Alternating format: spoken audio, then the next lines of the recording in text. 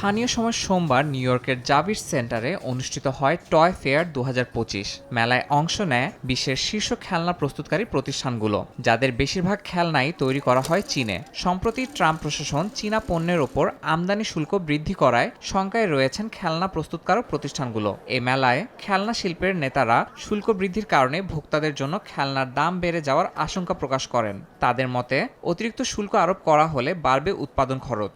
এতে উচ্চ দামে খেলনা কেনার জন্য ক্রেতাদের উপর চাপ তৈরি হবে।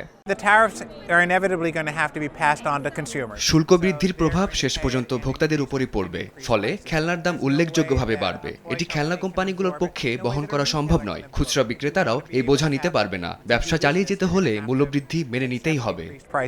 এই পরিস্থিতি সামাল দিতে কিছু কোম্পানি উৎপাদন স্থান পরিবর্তন করার পরিকল্পনা নিচ্ছে। অতিরিক্ত খরচ এড়াতে খেলনা তৈরির কেন্দ্রগুলোকে চীনের বাইরে সরিয়ে নেওয়ার চিন্তাভাবনা করা হচ্ছে। বিক্রয় মূল্য ঠিক রাখতে খুচরা বিক্রেতাদের সঙ্গে মূল্য নির্ধারণের কৌশল নির্ধারণ করছে প্রতিষ্ঠানগুলো।